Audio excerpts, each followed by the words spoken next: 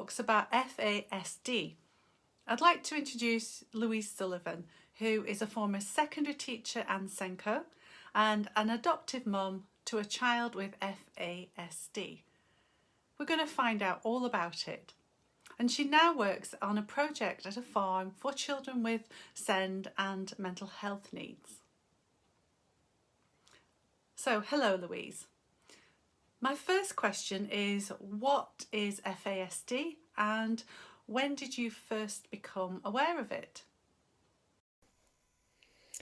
Yeah, well, I think probably in common with a lot of other people, I was only originally aware of this condition under a different term, which is known as FAS, which is fetal alcohol syndrome.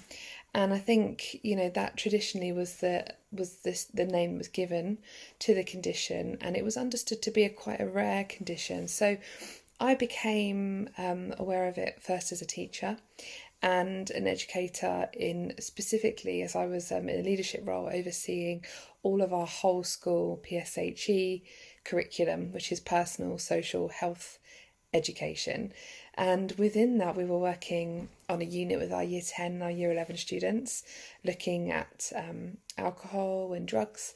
And as part of that programme, we had these really quite wonderful things called the reality dolls. I think it was called the Real Care Baby simulation or something like that.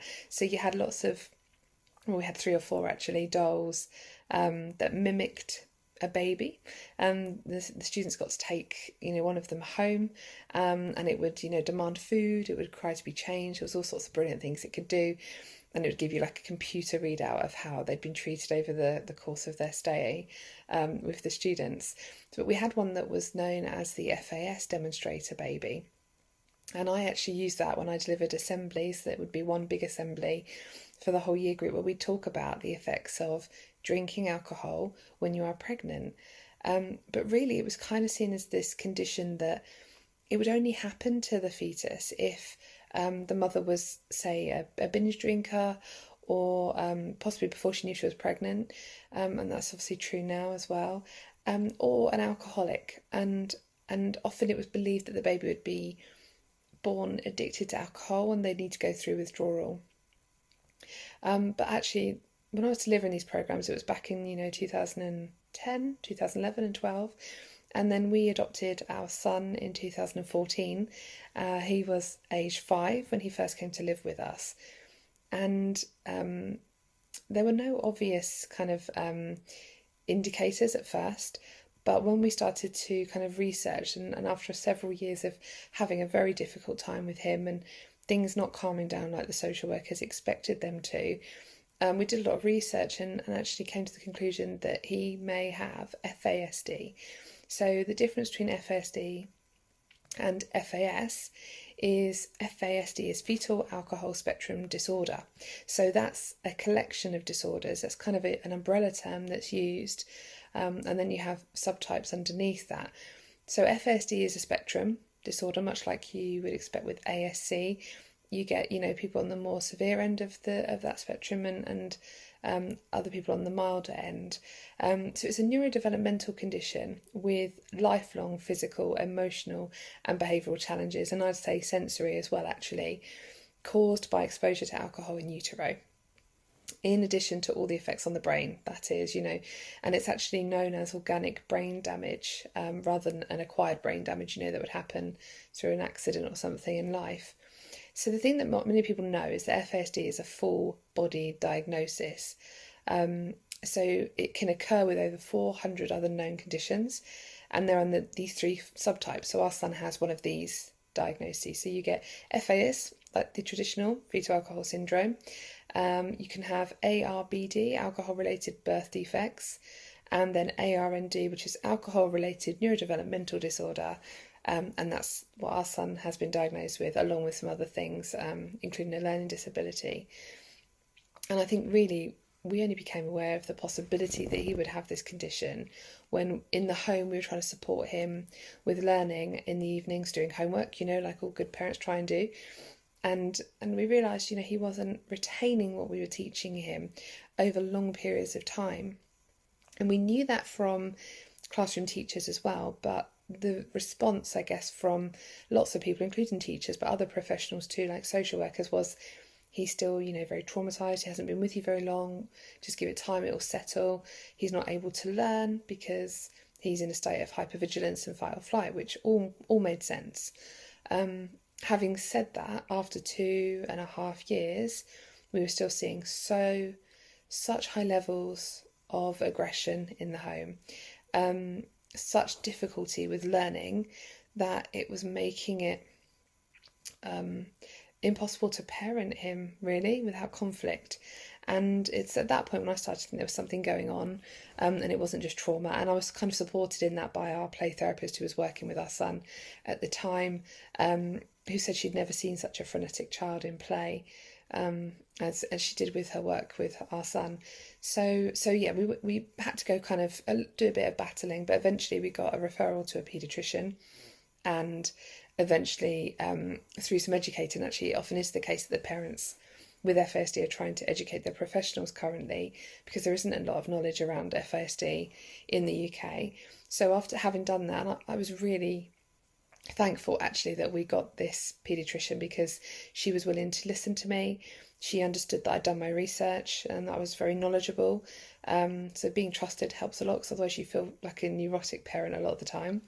And she then went away and did her own research and then came back and said, I'm going to refer you. So then you get referred to a geneticist. And really that's just to rule out other potential rare genetic conditions that could explain some of the indicators and traits we see with our children with FASD. So that was an interesting appointment, because I know all the traditional features you might associate with FASD. So there are some obvious facial features which our son doesn't have anymore. He did have some of them when we've seen pictures from early childhood. So there are some where we can see pictures of him with kind of, folds under the eyes and a very thin upper lip. So some of the facial features are this kind of thin upper lip.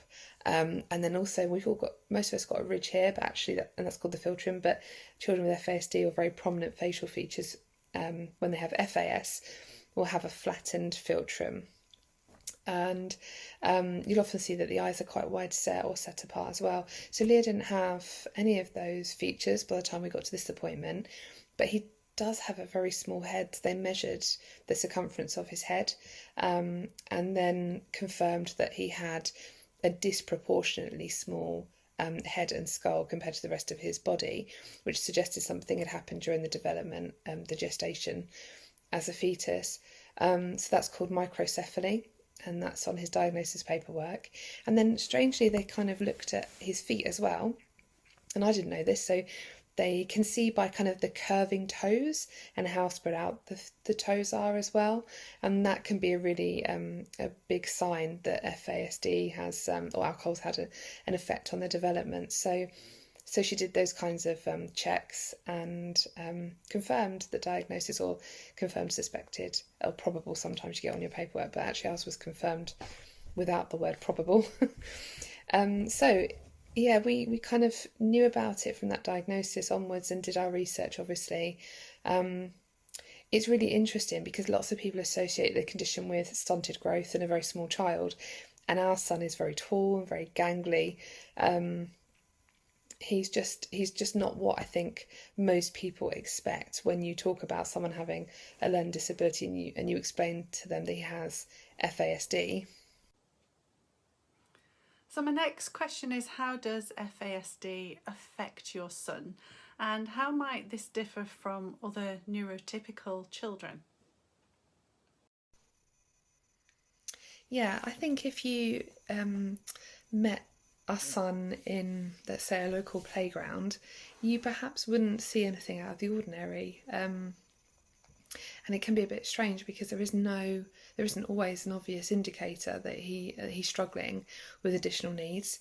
And if you were there for a while and you're observing him, or you happened to notice that he was talking to one of your children, then you would probably start to notice some differences that actually might alarm some parents. He starts to get into quite a lot of difficulties and misunderstandings with other children.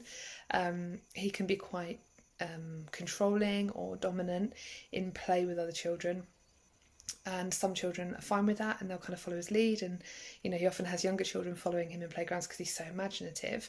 They really enjoy playing with him. But older children who understand you take turns and things like that, that's harder for our son to grasp, really. So yeah, if you're watching him or observing him for any length of time, you'll notice that he doesn't really understand peer relationships, or the social norms around interaction actually can be quite confusing for him.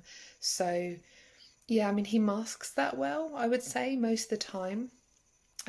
He appears to get on really well with people he doesn't know, with strangers. He can connect really quickly with people, to form relationships, but then is unable to sustain them in kind of healthy ways, unless the other child is very skilled at empathy, very skilled at, being firm on boundaries with him, while also making allowances for the fact that he has this neurodivergent condition. And thankfully we've got some really good friends who explain these things to their children, and that helps a lot. But the social communication difficulties are quite a significant part of FASD, I would say. And again, I mentioned the masking. So he's built up quite a lot of social strategies because he's a problem solver, and he does observe and he does watch people. So he's learned a lot about how to, not always appropriately, but how to mimic or imitate others. So he can get that wrong because his brain is kind of struggling to work it all out. But he's quite good at kind of picking up on words that other people use, and he'll put those into the correct context in a conversation, to kind of, we get this kind of pseudo maturity. The psychologist who worked with him called it once, that he presents as this kind of mature child who can talk with long words. He'll use words like interaction with people, and we'll be like, where did he get that word from? And he learnt it at school, and he's listened to his teachers use it, and then he's used it in the correct way, in the correct context. But that's really inconsistent. And so he's actually at year 1 in terms of his reading and his writing, and academically, I would say in maths he's perhaps year 2. But in terms of how he's different to neurotypical children, that gap between him and his peers is huge. And so he can talk with these words, but then if you've asked him to write the word cat, or dog or car, he can write them, but it's still a struggle. He really struggles with, even just holding pens sometimes. And that comes back to the fact that FASD has sensory issues as part of it. I mean, in addition to connecting well with others, his strengths are that he's really spontaneous, he's humorous, he's imaginative, and he's creative, like to the nth degree. He's a fantastic problem solver. If he sees an issue or a problem, and he sees them everywhere, then he wants to fix them, and he knows just how to fix them. He needs the right tool. If he sees a broken fence at the farm where he sometimes goes, he'll go pick up the tools he needs, the hammer, the nails, and he'll go and fix that. So he has great vocational skills. So we hope he'll do quite well in those kinds of jobs in the future, if that's what he wants to do. So yeah, we do see a lot of differences between him and other children.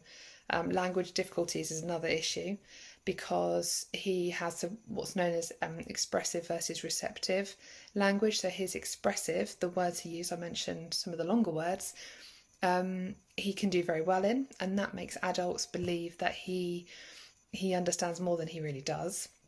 His receptive language, then, his ability to understand verbal communication, is really quite impaired. And that's where he falls down. So he'll often be perceived by adults to be making choices about his behaviour, when really it's the case that he hasn't understood the instructions, or he knows what the words mean in his head. Like cognitively, he understands the words, but he then doesn't understand, like executive functioning is an issue. He doesn't always understand then how to put those instructions into practice, how to follow a sequence of events, if you like, or actions. So getting dressed in the morning is very difficult for him. He knows really in his head what he has to do, but then following that through step by step is really difficult. And because he has ADHD as one of his diagnoses, along with the ARND, and a learning disability. You know, you can kind of see that there's a mix of these things going on for him. So yeah, he can, because he appears to be defiant, or he's been, you know, spoken about as being a naughty boy to me, by other parents who've witnessed him socially, or by members of staff sometimes. You know, they'll say he's defiant, he's a naughty boy, he's making these choices. And actually it's a misunderstanding. It's what we call a can't, not, won't issue. And Sandra Butcher, who's the chief executive of the national organisation for FASD. I was really lucky to get to know her a little bit through the support group in Hertfordshire that her and her husband were running for a while. I think they've handed it over now, but she always said the only consistent thing about FASD is its inconsistency.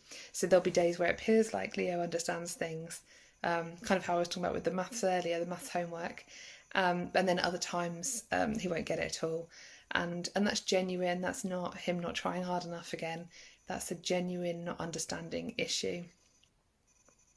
I think the only other thing I can think of that would make him obviously different to other children is that he can't really, it feels like he can't grasp cause and effect, if that makes sense. So trying to parent him in a traditional way with, you know, reward and consequence, or reward and punishment, if you like, and strict consequences is actually really difficult.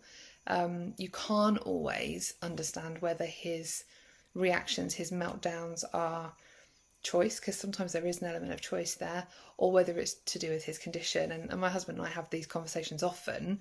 How do we know the difference? And then I'm of the opinion you always give the benefit of the doubt, and my husband can be a bit firmer, but actually I think our son needs that. He needs firmness quite often, but he also needs very nurturing and gentle understanding. So we use quite a lot of models and approaches to parenting from therapeutic parenting. So we use something called PACE, where we have to be really playful with him. That's P for PACE, accepting of his condition and accepting of his emotional state, not trying to dismiss him, not trying to ignore what he's trying to tell us as an explanation for how he feels, even if we think he's lying, or what's called confabulation in FASD. Then the C is curiosity and the E is empathy. So all of that has to be used with Leo almost as a script. You know, I understand why you might be feeling this way, or I wonder if you're feeling this way, because that's the curiosity part. And he responds so much better when we're trying to you know, put in place consequences that will help him learn. But it's always been a battle, cause and effect, trying to get him to learn that if you do X, then Y will happen. And so we have to use a lot of natural consequences or logical consequences. So things like, I don't know, if he doesn't go to bed, which is a frequent one, he doesn't go to bed till 11 o'clock at night or 12:30, and I've been kept up and he wants to do something exciting the next day because it's the weekend, then sometimes a natural consequence is we're not going to be getting up early and doing that thing because Mummy's really tired because we had a late night last night. So that's natural consequences, and that helps the brain, kind of the wiring in the brain, build a sense of cause and effect. So yeah, it's quite challenging, the differences, but it's you adjust, you find ways to parent them and you adjust. What has been your experience of FASD as a Senko in school? Well, as a Senko, it was actually really hard not to see suspected cases of FASD, if you like, around me. You know, obviously being more aware of it, you have to be quite mindful of the fact that you're more likely to suspect it in the children that you come across, just because it, you know, it's kind of more on your mind really, and your awareness is heightened. So you have to be quite aware of that, you know, of tempering that a little bit. And obviously it wouldn't be ethical to suggest to birth parents that you suspect there's alcohol consumption in utero with that child. So it can be difficult in schools when you've got this raised awareness, if you like. And we had a couple of suspected cases in my last school, where it was a little bit easier actually to address that, because the boys in question, the dad was separated from the birth mum, and he himself, in meetings when we were really, you know, concerned about the behaviour of the boys and they were constantly being excluded. They were at risk of permanent exclusion. And Dad said to us, about birth mum's drinking. He would have described her as an alcoholic, although she would not have said that about herself. And that's easier, obviously, and all we could do really was suggest referrals and how to go about it, and go to the GP in the first instance and request a referral to a paediatrician. But it's a very patchy picture across the UK, so it's difficult for Senkos to say this is the route you should take, but we always recommend GP in the first instance. Obviously, it can be easier to broach the subject if a child is adopted, or you're talking to the foster carer. I think what's interesting as a Senko is that you and your teachers can put in reasonable adjustments for any child with or without a diagnosis. You just have to be able to evidence there's been a kind of long-standing difficulty or impairment for that child. And teachers will have picked up on this in the classroom. So often, I had teachers coming to me and talking to me about behaviour, because I was a member of the senior leadership team, but saying that they thought it was covering up an additional need, or the child was kind of not doing the work in order to cover up the fact they couldn't cope with the work. So then I'd be talking to them about consistency and inconsistency. And with FASD, one of the things I said before is that the only consistent thing is its inconsistency. So sometimes the teacher would be saying, well, obviously it's a choice because they could do it yesterday and now they're not doing it today. And then you'd have to explain to them that that's, just not the way all conditions work. So we can look at reasonable adjustments with teachers, and we can say, does that young person really need rest breaks when they're doing assessments? Should they be allowed to walk around? Do they need a scribe? Do they need extra time in assessments? And if you're building that in, especially with GCSE students or A-level, you're building that in from the beginning of the course, then you can evidence that as a kind of special, as part of their kind of exam arrangements or considerations. And then the other thing I would say is training teachers to adjust to the behaviours, again, regardless of whether there's a diagnosis there or not, give the benefit of the doubt, find ways to de-escalate, because children with FASD escalate arguments and cause conflict where they don't always mean to. And again, that comes back to their understanding of verbal communication, and the fact that their bodies quite often are experiencing sensory dysregulation. So those children will often need similar supports to a child with ADHD, and often they might have that as a kind of co-occurring condition anyway, whether it's been diagnosed or not. And learning to listen to the child even when you disagree with them, using like phrases or scripts like I was describing earlier with PACE, playfulness, acceptance, curiosity, empathy.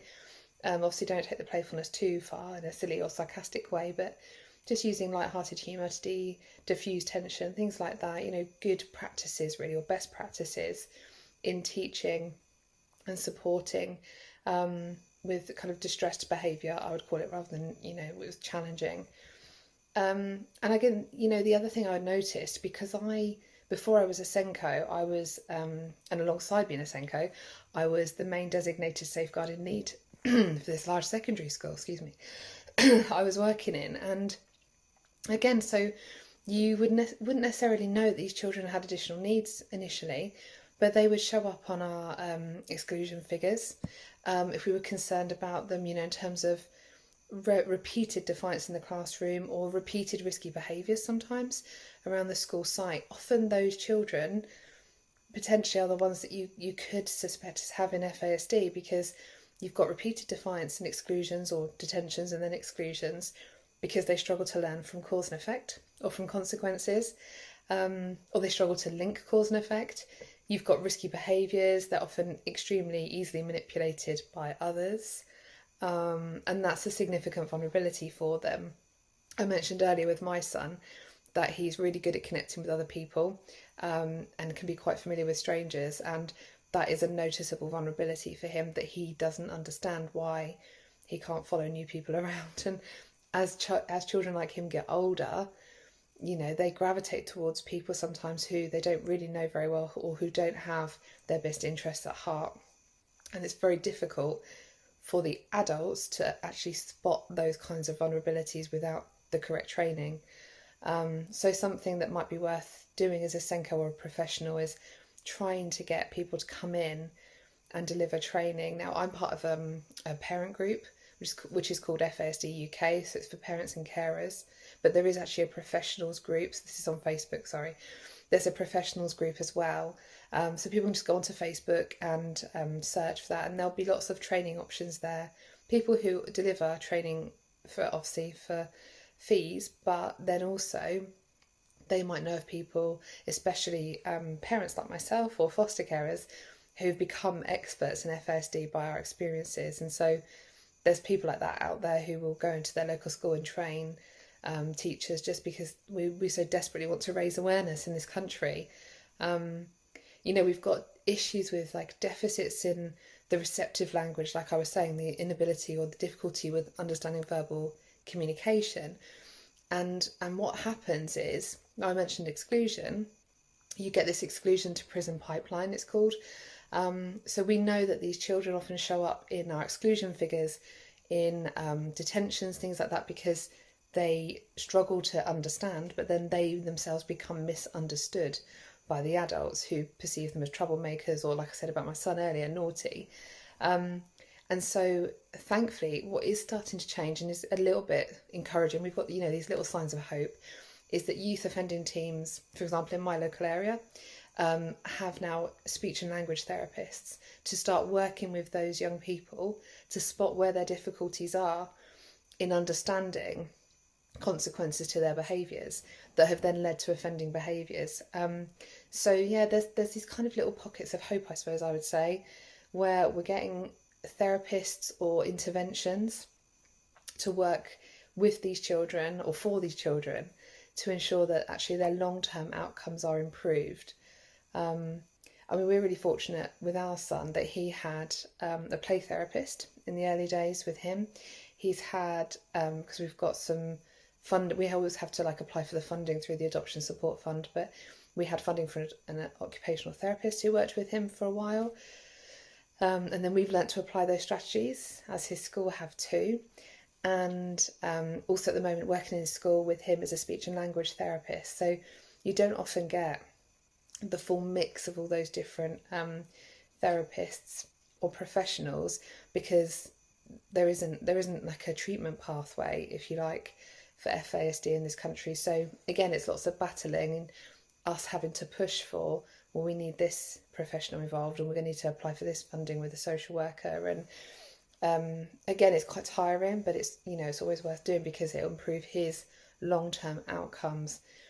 And although I said as a SENCO you don't need a child to have a diagnosis to support them in the classroom, actually as a parent, diagnosis is essential, because without that we wouldn't have been able to get all these other therapies in place to support him. And the interesting thing to note as well is there's only one NHS specialist clinic for FSD in the UK, which is in Surrey. There's another, I think it's a private one in Ipswich, where you can get referrals to get a full diagnosis, and this is what we haven't got really. So we've got kind of bits and pieces as we've gone along with our son. But if you go to some of these clinics, you're going to get all like a multidisciplinary team, all the different professionals that could potentially support them, and it's going to be a really in-depth analysis of their difficulties, which will then support them way into their future. And one of the things we know from evidence in the past, from historical evidence, is that if these children don't get the diagnosis they need, their long-term outcomes are worse, and they end up in our mental health institutions and overrepresented there. They end up in the prison system and overrepresented in prison populations, or they end up dying young. And people with FASD have a shorter life expectancy than the general population, quite a lot shorter actually, because traditionally there are all these secondary disabilities associated with the condition, which if you don't get the diagnosis in place, then you can expect these other mental health difficulties, other secondary disabilities to affect them and the quality of their life. So that's why for us diagnosis is so important.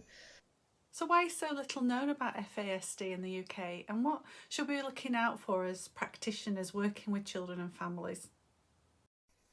Yeah, it's quite a crucial question to be asking, isn't it? Why in the UK, or what is it in the UK that makes us so distinctive or unique potentially? That means we're further behind than other Western developed countries like America, Canada, New Zealand, Australia. They are all head and shoulders above where we are in terms of their understanding of FASD, their diagnosis, treatment pathways, strategies, and just understanding how to support the families really. And so I think there's a couple of things really that you could say make us distinctive. I think one of the things is our social attitudes towards alcohol, and we do have a very unique relationship with alcohol and a deep love of the British pub, and that extends back centuries. So there are traditions, I guess, in our culture that people uphold as specifically British, and drinking alcohol in a pub and congregating in a pub is one of those. And I think then you get this kind of these social attitudes that go along with that, around acceptability of alcohol consumption. So that's really difficult because I think that kind of hinders the debate, if you like, or the conversation, and stops us moving forward sometimes with some of our awareness raising. There's also some really strong feelings around the rights of the mother, and actually even talking about what she does in pregnancy, the choices she makes in pregnancy, that's almost impinging on her right to control her own body, and possibly causing some issues with mental health if we're making accusations around her alcohol consumption while pregnant. Some people say that unnecessarily might trigger anxiety or mental health concerns for the mother. She feels, unnecessarily guilty about the consumption of alcohol. So, and actually that was seen really nicely, or really helpfully, in some of the fierce media debates there were before Christmas, because originally there were going to be some new NICE guidelines coming out. The National Institute for Clinical Excellence were going to be releasing guidelines in January 2020 that was basically recommending that on the records of the baby or an infant, there should be some kind of information about whether the mother drank or how much the mother drank in pregnancy. And that was being debated, and people were going, nanny state, especially on Loose Women. You could see it on that programme, people debating it quite hotly and being quite intense about it, and saying this isn't right, we shouldn't be doing this to women. So I think that's hindered efforts, and it's hindered progress in raising awareness. And what's also interesting is you can see in those debates they're still just talking about FAS and not the correct terms. Everything's very outdated still. That knowledge isn't there, and some of the data they were referring to was also inaccurate because we have such little research to draw on in this country, that we don't have the up-to-date data, and that is changing. There's already a research lag. That's the other thing to note, that whenever research is occurring in the academic community, it takes about 17 years normally, 15 to 17 years for it to filter and cascade down to the general public. But actually it seems to be that we're even further behind and we're lagging even more. So up to 30 years potentially, there's a lag between the research knowledge that's being gained and it kind of impacting on social attitudes in general society. So a couple of things that are changing, which is really good, is there's more research being done in this country. There are people even now who are doing podcasts on FASD, who are doing the research and then they're leading the podcast. So there's a PhD student, I think it's a PhD student who's involved in one of the podcasts. So that's really, really positive. Sorry if you can hear my dog moving around and shaking his fur. He's huffing and puffing, sorry. So there's a Bristol prevalence study which was done, released in 2018, which estimated that potentially 6% of the population could be affected by FASD. And that's a really interesting figure, because if you compare it with something like autism, and autism is believed to be prevalent in the in the population, approximately 1 to 2% of people. So we're looking at FASD as being a far more prevalent neurodevelopmental condition than autism, which most people would say is kind of probably the most well known in our country. Scotland's a little bit further ahead of us as well. So they've kind of got a prevalence estimate, if you like, of 3%. They're a little bit more conservative. then the Bristol study that was done by Cheryl Maguire and her team. So there is progress being made, but it's just so slow. And some people would say another reason is because social workers aren't really keen to talk about FASD, and that was our experience, that bringing it up was actually really difficult, because they would say, do you know what, it's the trauma, or maybe it could be ADHD, but it's very difficult to disentangle them because the symptoms are so similar. So actually social workers don't necessarily want to put that into the mind of adopters if it's suspected in a child who's in foster care, because it might put adoptive parents off. And we know there are so many children waiting to be adopted that some people just think it's not worth the risk when they don't know for sure that it's affected the child. And the thing is about that is, with child to parent violence and aggression, you need, as a family, you need that support to manage those symptoms. I mean, people normally call them behaviours, but I try and refer to them as symptoms because it is a part of the condition. And it is difficult to disentangle it from the trauma. They present very similarly. Our son has sensory meltdowns and experiences sensory dysregulation. So he can't regulate himself emotionally. And that's an issue with trauma as well as with FASD.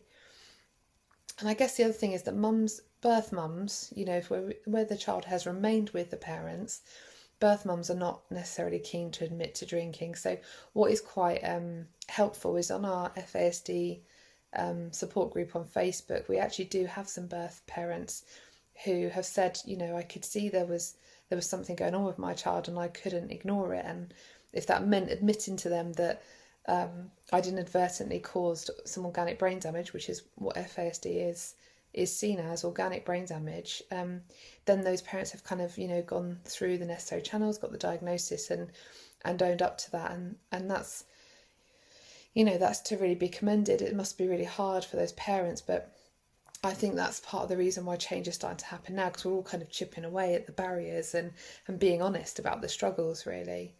I mean, there are other issues. People could say that some of the punitive ways of managing behaviour in this country are one of the reasons why our understanding is lacking, because really when we see behaviours that we perceive as defiant or naughty, as I was saying with my son earlier, we have a very strong sense of you punish, or you're very firm with that child, and there's some very firm boundaries that need to be placed, that need to be in place when you're raising a child, especially a child with a difficult background. And certainly some of the the kind of traditional parenting advice you get as a family, or from your family members often when you're having children, there's this kind of received wisdom, isn't there, about being firm. Don't let them manipulate you, don't let them get their own way. But it's interesting because that doesn't actually fit with what we know from science, from neuroscience, from brain science, about healthy child development, that you don't just need to be stricter. You also don't need to be completely soft and permissive. There's a healthy middle ground there. But we don't really talk about that enough in our society. And I think what kind of made the difference for me is when I was being extra firm with our son in the early days, I could see sometimes the distress that was causing him. And so it began to kind of help me understand that he wasn't choosing these behaviours, he wasn't trying to manipulate me. He was genuinely distressed because he could not understand some of the verbal communication, and he could not actually follow some of the instructions he was being asked to carry out. So I think something professionals can be looking out for then is, around seeing if you see distress when they can't manage or meet expectations, and that you have to lower those expectations, that might suggest there's something else going on, and that's something you can look out for, and you can make accommodations or adjustments really in the environment, in the way you speak to that child, or treat that child. Children with FASD can often be really demand avoidant. They perceive, even simple requests like brush your teeth as a huge demand, and it can cause meltdowns like you wouldn't believe. But actually that's to do with chronic anxiety and sometimes sensory issues as well. There's all sorts of things that could be factored in, but I always have to see it like with our son, that we act as his external brain, and we have to try and help him figure out the world and figure out what's bothering him, and then put in place the supports to help him all the time, kind of explaining why, and kind of piecing it together for him, because the world is a really confusing and distressing place when you don't understand why you can't do what that person is asking of you. And it's pointless asking that child, why won't you do it? Why can't you do it? Because they just don't understand why they can't control their impulses, why they can't think before they act. And that can lead to a lot of shame for that child as well, which they carry through life with them. And then sadly, you sometimes see that in self-harming behaviours. And that's where I was talking about, you get those secondary mental health issues and problems, because that child then ends up feeling misunderstood by every adult and feeling that somehow they are bad because they can't understand the world and they can't fit into the world as it is. So yeah, I think in terms of what to look out for, there's some other indicators there that I've just mentioned about the distress, the shame, feeling that they're not good enough and that they themselves are bad, when adults in fact could be making the adjustments to help them manage a little bit better. So what would you say then to an educator who suspects that the child they work with may have FASD, and what resources are available to us? Yeah, well, I think one of the things I'd be saying to staff, to practitioners, is that we really need to start being more curious. And this is a big part of PACE that I mentioned before, where we talked about playfulness, acceptance, curiosity, and empathy. And when we're observing kind of these everyday behaviours that we might be drawing conclusions about, so for example, we might be seeing, a student not making progress, or what we call underachieving, obviously in schools. We might see repeated defiance, them persistently making the same mistakes. We might see that detentions and consequences are having no effect on them. I think if we're seeing all of that in the everyday behaviours, then we need to kind of, rather than assume we know with certainty that we know what that's about, as in they're making a choice, perhaps slow that down, that thinking down a little bit, and start to wonder and be curious about that, about what might be the root cause, why these things might be happening, and actually think a lot about how we talk to children and young people about their mistakes, about what choices we perceive it as choice, but what kind of behaviours they're showing us, really, and talk about where that's coming from, because we talk about all behaviour being communication, but actually in practice we don't really explore what that means fully when we're seeing that the behaviours in front of us that are quite concerning. I think also if you see kind of a pattern of patchy performance, like patchy cognitive performance across your subject, for example, you might see in one lesson the student could do something, could perhaps do a relatively easy task, and then the next lesson or couple of lessons they suddenly can't do it, and in fact they might appear, when you challenge them on that, confused or agitated, or what we call refusing to engage, which is not the nicest phrase, because again it implies choice when there's a concern that we might really be seeing that the wrong way around and getting that wrong. So we need to be curious about, could it be can't rather than won't? Like I was saying earlier with my son, when we see the frustration in a child or a young person, when we see the irritability, that might be because they are confused as to why they can't do it when they could do it last lesson. So what we might be interpreting as defiance, could be a very different thing. And I always think, we need to imagine how frustrating or confusing it must be to that person. So my friend has a condition where she needs a wheelchair some of the time, and I of course would always listen to her if she said one day she was in too much pain to walk somewhere. I wouldn't encourage her to try harder to walk. I wouldn't force her to walk. I would make an accommodation to support her. I'd get her wheelchair, and I'd listen to that, but I wouldn't then say to her, or chastise her for not being able to do it. So I think that's really important. If we do that chastising, if we do that, attempt to do that correction with young people, we need to really connect with them first, and we need to be curious. It's called connection before correction, and that is a kind of educator's approach, who wrote a book on it actually. So that's worth looking out for.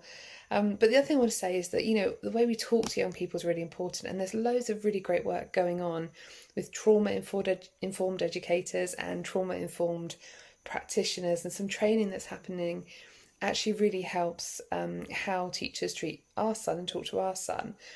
And the thing is, we often think we have to kind of disentangle trauma and conditions like FASD, but of course one thing we know is that with our son, because he came from a background of being in foster care, he has these experiences of trauma that kind of converge with his disability with FASD. So we can't really disentangle them, and we kind of just tend to treat it like it's, it's all in the mix with our son.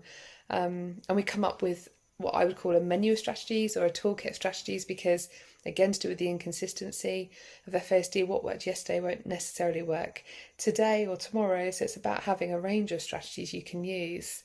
So again, that's something I would encourage schools and teachers and support staff, or practitioners who work with young people to really look out for, as to whether there are kind of, a range of strategies they can put together, like a menu or toolkit, and then, be talking to the Senko and making sure that all the different teachers, especially in secondary, this is so important, because so often with, time being a kind of precious commodity for teachers, we don't get time in secondary always to talk to the people who also teach this child, who may be having great successes with them.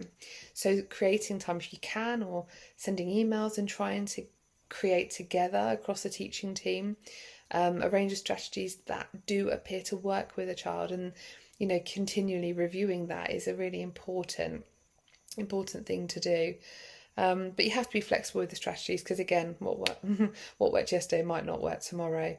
So yeah, I think it's about, that curiosity and getting the training in place. Of course, do that, but there's a lot that teachers can do themselves, really, with the support mechanisms they have. And one thing I'd always say is, if you're seeing that patchy performance, put the support in place. Because you can always take it away. So, if you can see they're having difficulties, you need to put the support in place anyway, regardless whether you suspect it's a choice thing or not, because then you'll start to see a difference, or not. And if you can see a measurable difference in their performance as a result of putting that accommodation or support in place, then it's the right thing to do. And then you can class that as a reasonable adjustment, and you can get that recorded with the Senko, and that'll be important for that child's future when they're taking exams. So yeah, I would say always put those supports in place, communicate across the teaching team and the professionals working with the child, communicate with the parent, around their difficulties and what they're finding challenging. So that those would be my recommendations. That's really been interesting. Thank you, Louise. So tell me a bit more about your farm project. Well, yeah, so I left the classroom and a senior leadership position last year during COVID, the first lockdown. And actually, my son had been attending this farm in Northamptonshire for some time, when he was at risk of permanent exclusion, actually, due to some difficulties he was having. And we were really fortunate that the MK team picked him up and worked with him. They've got an outreach team there who are fantastic, and they work with children with EHCPs. And they took him to this farm, and he was learning vocational skills and doing really well there. So when I left the school that I was working in, I spent a lot of time at the farm with the lady who runs it, just getting to know her, and she listened to some of my ideas I had about what I might do next, and my business ideas, and then offered to host me. So it's called Roots and Shoots Learning. We offer a nature-based learning program on the farm, and it's based upon ideas, and I don't know if you've heard this concept before, but it's called Applied Educational Neuroscience, and it's kind of based upon the fact that we need to understand more about our brain-body connections in education. We need to understand more about the stress response, the fight or flight systems, how the nervous system affects learning, and that comes back to our senses. So we use this sensory-rich environment at the farm to teach those kinds of concepts. And students within our programme are referred by schools for all sorts of reasons, primarily if they have an EHCP. But we also have children who we've had inquiries about children who are at risk of permanent exclusion because they've had multiple fixed term exclusions, children from trauma backgrounds quite often. And I've got one student at the moment actually, who's got ASD or ASC. So I work with her quite closely. Another student who comes from this kind of traumatized background, and is living with relatives because he's unable to live with birth mum, sadly. So what's different about it, I guess, to most other what you might call alternative provisions is that we only do 1 day a week with each student. And that's really important for me that we do that, because what we're trying to do is work with everyone. I call it the critical triangle. You know, when you're trying to work with parents and carers, the school, and then yourself as a provision, because we know that for children, they're going to have the most success when all those agencies or groups or, you know, parent and carers, they're working together. So what we do is we work with the school staff to try and upskill them to make them feel more confident about how they manage the students' difficulties in the classroom.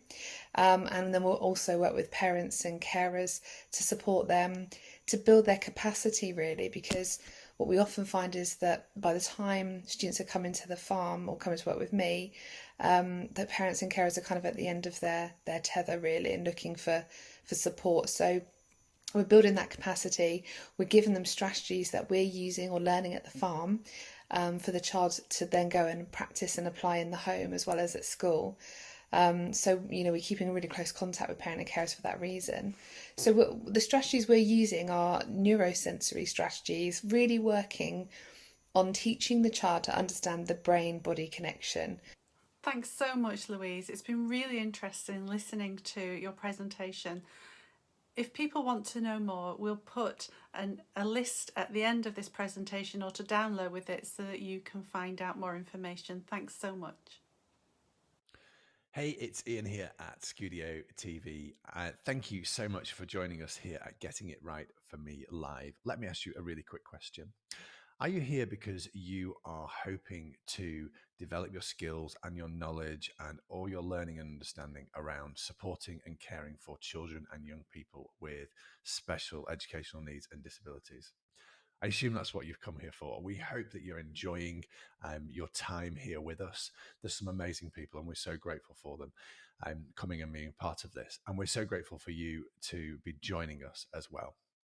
There's a couple of things I just really quickly wanted to introduce you to. First of all, don't forget that you can upgrade your ticket at any time to one of the paid tickets, which we try to keep the price as low as we possibly can, just to cover what we need to help out the speakers a little bit, and make sure this event is as good as it can be. What that means is you can access the live Q&A sessions that we're running throughout the event, and you can access all the sessions for up to a year afterwards if you buy one of those paid tickets. Check out the whole school ones. How that works is if you book a whole school ticket, and you can pay online or you can drop us a line and we'll issue an invoice and we'll sort it all out. That's absolutely fine. But we'll then make it possible for all your staff to be able to access all the sessions here at Getting It Right for Me Live this year. So do hope that's helpful.